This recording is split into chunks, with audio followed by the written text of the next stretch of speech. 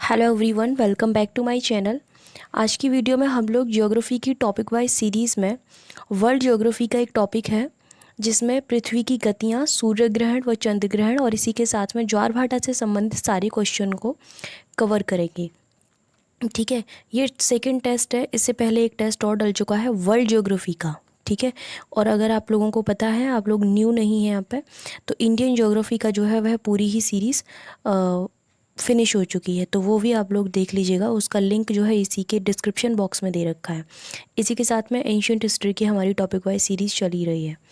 So start करेंगे first question के साथ। पृथ्वी कितने प्रकार की गतियाँ करती है? ऑप्शंस हैं 2, 3, 4 या फिर 5। तो जो हमारी पृथ्वी है वह 2 प्रकार की गतियाँ करती है, और वह कौन से 2 प्रकार हैं ये देख लेते हैं। ऑप्शन नंबर ए करेक्ट हो जाएगा। पहला है घूर्णन और दूसरा है परिक्रमण। इन दोनों में एक छोटा सा डिफरेंस होता है, हालांकि इससे रिलेटेड क्वेश्चन आगे आ जाएगा, लेकिन फिर भी घूर्णन जो है उसका मतलब होता है अपने ही अक्ष पर घूमना। ठीक है, उसके बाद सेकंड परिक्रमण होता है परिक्रमा लगाना, जिसको हमारी पृथ्वी जो है वह 1 ईयर मीन्स टू से 365 डेज एंड 6 आवर्स में कंप्लीट करती है एक चक्र को। ठीक है, यहाँ पे तो ये दोनों में थोड़ा सा डिफरेंस है। बाकी देख लेते हैं, आगे क्वेश्चन आएंगे। निम्नलिखित में किस गति के कारण पृथ्वी पर दिन व रात होते हैं? ऑप्शन हैं घूर्णन, परिक्रमण, दोनों या फिर इनमें से कोई भी नहीं। तो पृथ्वी पर जो दिन और रात होते हैं उसका जो रीज़न है मेन वह है घूर्णन। Option number A is correct. पृथ्वी की जो घूर्णन गति है उसके कारण पृथ्वी पर दिन व रात होते हैं। पृथ्वी, देखो ये आ गया कि घूर्णन होता क्या है, वह मैंने बताया था, आगे आएगा। पृथ्वी का अपने अक्ष के सापेक्ष पश्चिम से पूर्व की दिशा की ओर लट्टू की भांति घूमना, लट्टू मीन्स टू से लाइक दिस, के एक ही जगह पर घूमना पृथ्वी का घूर्णन कहलाता है। ओके, नेक्स्ट है पृथ्वी कितने समय में एक घूर्णन को पूरा करती है? यानी कि जो परिक्रमण था उसको मैंने आपको बता दिया कि वह 365 डेज एंड 6 आवर में कंप्लीट करती है एक परिक्रमण को। अगर यहाँ घूर्णन की बात हो रही है, एक घूर्णन को कितने टाइम में कंप्लीट करती है? तो वह 23 जो है यहाँ पे आवर्स 56 मिनट्स एंड 4 सेकेंड्स, 23 घंटे 56 मिनट और 4 सेकेंड में कंप्लीट करती है एक घूर्णन को। Option number A is correct. ठीक है, तो पृथ्वी जो है वह अपने एक घूर्णन को 23 घंटे 56 मिनट और 4 सेकेंड में पूरा करती है। घूर्णन गति को परिभ्रमण गति या फिर दैनिक गति भी कहते हैं। नेक्स्ट क्वेश्चन है, लीप ईयर में कुल कितने दिन होते हैं? ऑप्शंस हैं 365, 366, 367 या फिर 368। तो जो लीप ईयर होता है उसमें 366 दिन होते हैं। Option number B is correct. पृथ्वी द्वारा सूर्य की एक परिक्रमा करने में 365 दिन, 5 घंटे और 48 मिनट व 46 सेकंड का समय लगता है, लेकिन सुविधा अनुसार एक वर्ष में 365 दिन ही माने जाते हैं और लगभग अतिरिक्त 6 घंटे को प्रत्येक चौथे वर्ष एक सेकंड चौथे वर्ष में जोड़ दिया जाता है, जिसे अधिवर्ष यानी कि लीप ईयर कहते हैं। इसमें कुल 366 दिन होते हैं। नेक्स्ट, निम्नलिखित में क्या पृथ्वी की परिक्रमण गति के कारण ही होता है? ऑप्शंस हैं दिन व रात का छोटा और बड़ा होना, ऋतु परिवर्तन, ध्रुवों पर 6 माह का दिन व 6 माह की रात का होना, या फिर उपयुक्त सभी जो है वह परिक्रमण की गति के कारण ही होते हैं। तो जो पृथ्वी की परिक्रमण वाली गति है उसी के द्वारा ये सारी चीज़ें होती हैं, जैसे कि दिन और रात का छोटा या बड़ा होना, ऋतु परिवर्तन होना, या फिर ध्रुवों पर 6 माह का रात और दिन होना। और ये तीनों चीज़ें होती हैं, इसलिए आंसर डी हो जाएगा। ठीक है, सो ये सारी चीज़ें जो है वह आपकी दिन और रात का छोटा या बड़ा होना, ऋतु परिवर्तन, उपसौर या फिर अपसौर स्थिति का होना व ध्रुवों पर 6 माह का दिन व 6 माह की रात का होना आदि पृथ्वी की परिक्रमण गति के कारण होते हैं। ठीक है, तो यहाँ पर 2 वर्ड मेंशन किए गए हैं, पहला है उपसौर और दूसरा है अपसौर। ठीक है, तो उपसौर क्या होता है? पहले तो देखिए ये होता किस दिन है, तो ये होता है 3 जनवरी को। ठीक है, 3 जनवरी को होता है। इस दिन होता क्या है, पृथ्वी जो है वह जब सूर्य से सबसे ज़्यादा निकटतम दूरी पर होती है तो उस दिन जो है ये उपसौर माना जाता है। सेकंड, यहाँ पर अपसौर वर्ड दे रखा है, ये होता है आपका 4 जुलाई को। ठीक है, 4 जुलाई को। यहाँ पर क्या है, निकटतम दूरी पर थी और यहाँ अधिकतम दूरी पर होती है पृथ्वी, इसीलिए इसको अपसौर बोला जाता है। आते हैं इससे रिलेटेड क्वेश्चन, इसलिए याद रखना। किस तिथि को उत्तरी गोलार्ध में दिन सबसे बड़ा होता है? ऑप्शन है 21 जून, 22 सितंबर, या फिर 21 मार्च, या फिर 3 जनवरी। ठीक है, तो सबसे बड़ा दिन जो होता है उत्तरी गोलार्ध की बात हो रही है, जो कि 21 जून को होता है। Option number A is correct. 21 जून को उत्तरी गोलार्ध में दिन सबसे बड़ा तथा रात सबसे छोटी होती है। नेक्स्ट है, किस तिथि को दक्षिणी गोलार्ध में दिन सबसे बड़ा होता है? ऑप्शन है 21 जून, 22 दिसंबर, 21 मार्च, या फिर 3 जनवरी। तो दक्षिणी गोलार्ध में सबसे बड़ा दिन कब होता है? यह 22 दिसंबर को होता है। Option number B is correct. ठीक है, और 22 दिसंबर को रात सबसे छोटी होती है दक्षिणी गोलार्ध में।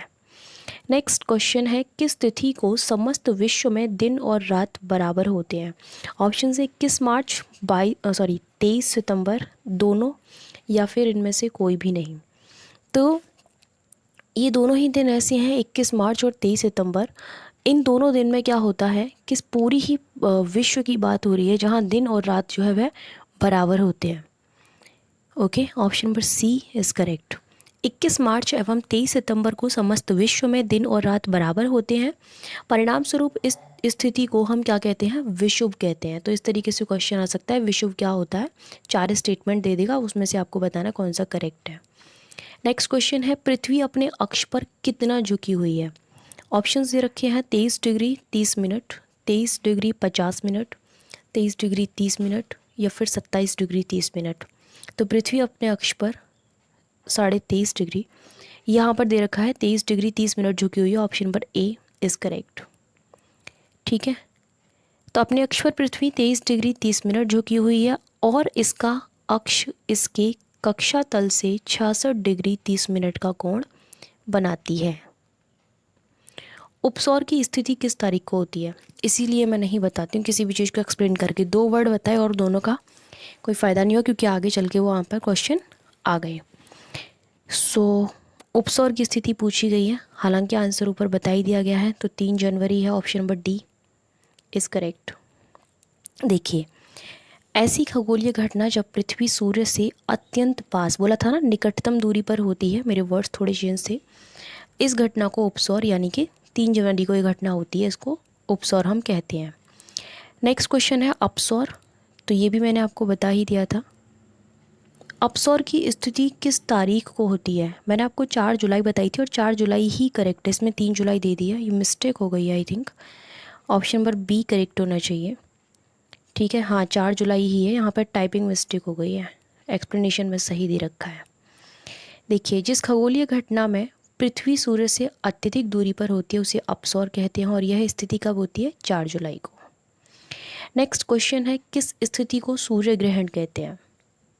तो यहाँ काफ़ी सारे ऑप्शंस दे रखे हैं।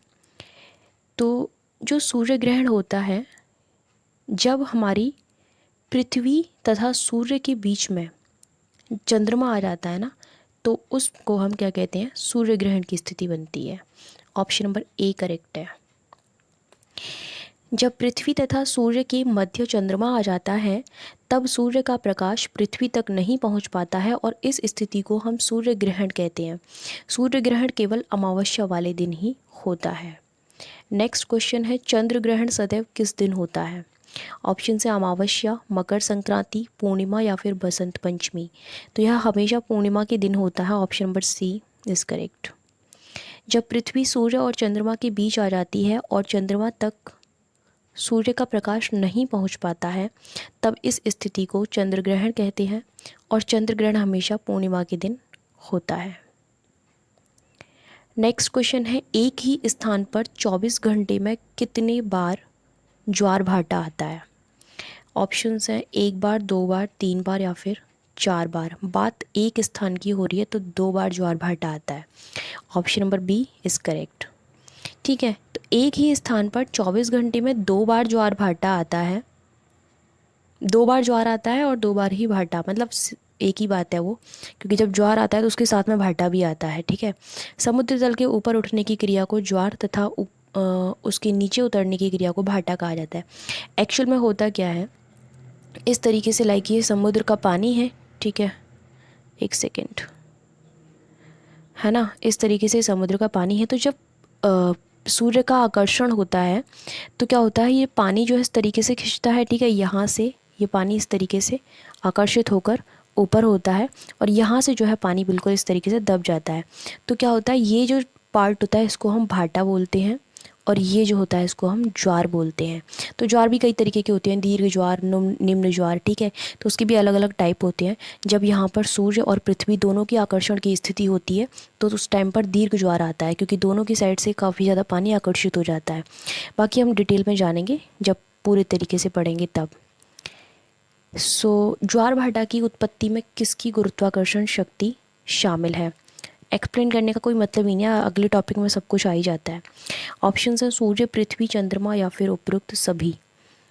तो जो ज्वार भाटा वाली स्थिति होती है इसमें इन तीनों का ही योगदान होता है। ऑप्शन नंबर डी करेक्ट हो जाएगा। ठीक है। ज्वार भाटा की उत्पत्ति का प्रमुख कारण जो है वह गुरुत्वाकर्षण की शक्ति, मतलब इनकी गुरुत्वाकर्षण शक्ति है। गुरुत्वाकर्षण की शक्ति में पृथ्वी, सूर्य और चंद्रमा की शक्ति शामिल है। मैंने एक वर्ड यहाँ पर गलत बोल दिया था, वो ये था कि जैसे मैं समझा रही थी ना अभी ज्वार भाटा, तो उसमें क्या होता है, यहाँ चंद्रमा होता है, चंद्रमा एंड सूर्य की जो शक्ति पड़ती है तब दीर्घ ज्वार जो है वो आता है पृथ्वी पर। इस तरीके से पानी जब ऊपर उठता है यहाँ पे दोनों की आकर्षण शक्ति एक साथ पड़ती है तब। ठीक है, तो ये होता है दीर्घ ज्वार वाली स्थिति। पृथ्वी जो है बीच में होती है, मैंने इधर पृथ्वी को बोल दिया था तो वो मैंने रॉन्ग बोल दिया था। किसने बताया कि ज्वार भाटा की क्रिया चंद्रमा तथा सूर्य के आकर्षण के कारण उत्पन्न होती है?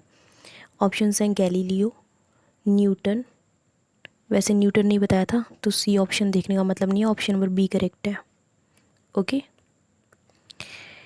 न्यूटन ने ज्वार भाटा की क्रिया को समझाते हुए बताया था कि यह घटना चंद्रमा तथा सूर्य के आकर्षण के कारण उत्पन्न होती है। नेक्स्ट है, निम्नलिखित में किसका आकर्षण बल ज्वार भाटा हेतु प्रभावशाली है? सूर्य, पृथ्वी, चंद्रमा या फिर शनि?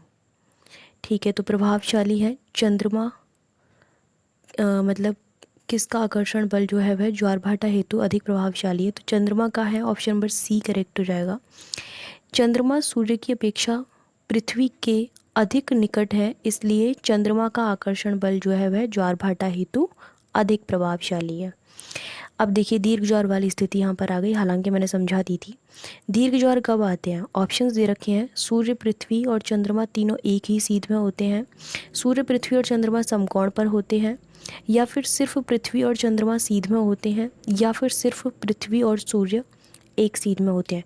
तो मैं समझा चुकी हूँ, पृथ्वी, सूर्य, चंद्रमा, तो डेफिनेटली एक ही सीध की बात हो रही है। तो जब तीनों एक सीध में होते हैं यानी कि आंसर ए करेक्ट है। ठीक है, अब यहाँ ये सेकंड ऑप्शन है ना, इसमें दूसरी चीज़ छुपी हुई है, लेकिन हो सकता है क्वेश्चन आगे आएगा तो मैं नहीं समझाती इसको। दीर्घ ज्वार पूर्णिमा तथा अमावस्या के दिन आती हैं, क्योंकि इस दिन सूर्य, पृथ्वी और चंद्रमा तीनों एक ही सीध में होते हैं, इसलिए सूर्य तथा चंद्रमा के सम्मिलित आकर्षण से पृथ्वी पर ऊंचे ज्वार की उत्पत्ति होती है, या फिर दीर्घ ज्वार कह सकते हो। लघु ज्वार या फिर निम्न ज्वार एक ही बात होती है, तो वह जो समकोण वाली स्थिति होती है ना तब ऐसा होता है। ऑप्शंस दे रखे हैं यहाँ पर, लेकिन जो करेक्ट आंसर है वह ये है कि सूर्य, पृथ्वी और चंद्रमा जब समकोण की स्थिति में होते हैं तब क्या होता है, तब निम्न ज्वार या फिर लघु ज्वार आता है। पृथ्वी, सूर्य या फिर यहाँ पे चंद्रमा। ठीक है, तो क्या होगा कि एक ही साइड इतना ज़्यादा आकर्षण बल होगा ना तो निम्न ज्वार आता है उस टाइम पर। Option number B is correct. लघु ज्वार की उत्पत्ति कृष्ण व शुक्ल पक्ष की अष्टमी को होती है। इस समय सूर्य, पृथ्वी तथा चंद्रमा समकोण की स्थिति में होते हैं। इससे सूर्य तथा चंद्रमा की आकर्षण शक्ति भिन्न दिशाओं में काम करती है, जिससे ज्वार की उठान कम हो जाती है। ऑलराइट, ठीक है। नेक्स्ट क्वेश्चन है, इसका आंसर दिख गया है। दुनिया में सबसे ऊंचा ज्वार कहाँ आता है, ये मोस्ट इम्पॉर्टेंट क्वेश्चन है। ऑप्शंस हैं खम्बात की खाड़ी, बंगाल की खाड़ी, अरब की खाड़ी या फिर फंडी की खाड़ी। तो सबसे उच्च ज्वार जो है वह आता है ऊंचा फंडी की खाड़ी में। Option number D is correct. दुनिया में सबसे ऊंचा ज्वार उत्तरी अमेरिका की फंडी की खाड़ी में आता है। यह खाड़ी उत्तरी अटलांटिक महासागर में स्थित है। ओके, तो 20 क्वेश्चन बन रही थी इस टॉपिक से जो कि कवर हो चुके हैं। सो ठीक है, thank you so much for watching my video. मिलते हैं नेक्स्ट वीडियो में।